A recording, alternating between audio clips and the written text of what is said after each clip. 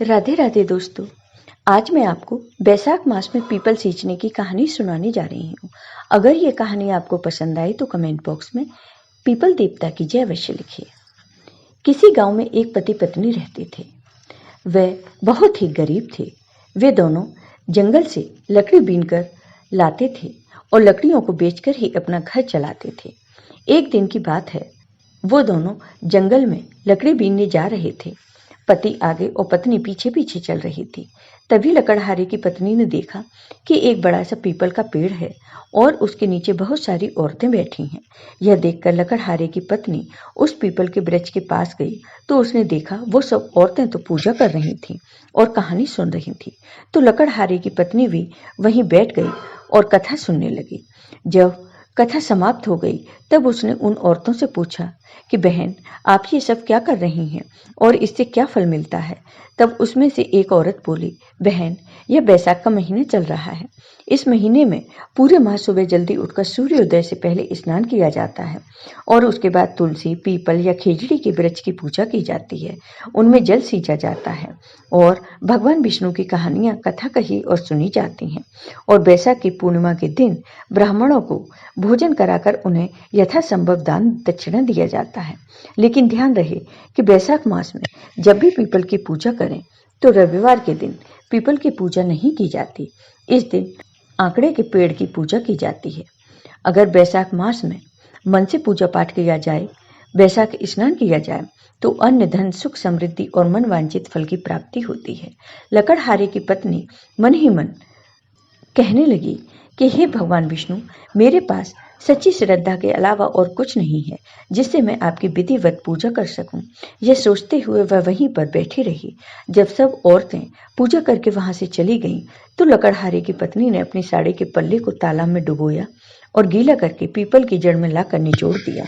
अब रोजाना वह यही करती और पूजा करती। उसके मन में सच्ची श्रद्धा और आस्था थी। उसे पूरा विश्वास था कि भगवान विष्णु उसकी पुकार जरूर सुनेंगे। जब शाम को वो दोनों पति पत्नी लकड़ी लेकर आते तो वह एक लकड़ी निकालकर अलग रख देती, क्योंकि वह सोचती थी जब यह लकड़ी इकट्ठी हो जाएगी तो पूर्णिमा के दिन इन्हें बेचकर ब्राह्मणों को भोजन करा देगी। तो ऐसा करते करते पूरा बैसाख का महीना बीत गया और पूर्णिमा का दिन आ गया। तो सुबह उसने अपने पति से कहा, मैं आज आपके साथ लकड़ी बीनने नहीं जाऊंगी, मेरी तबीयत कुछ ठीक नहीं है। तो उसके पति ने कहा, ठीक है, तुम आराम करो, मैं लकड़ी ले आता हूँ। और वह अकेले ही लकड़ी लेने चला गया।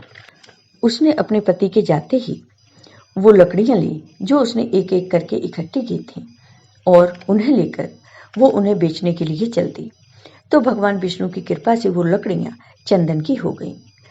लकड़हारे की पत्नी को इस बारे में कुछ भी पता नहीं था।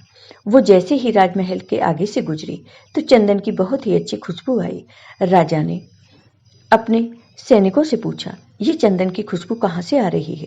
तो सैनिकों ने बाहर आकर देखा तो राजा को बताया कि महाराज, एक औरत चंदन की लकड़ियां का गट्ठर बनाकर बेचने जा रही है। उसी के गट्ठर में से ये खुशबू आ रही है।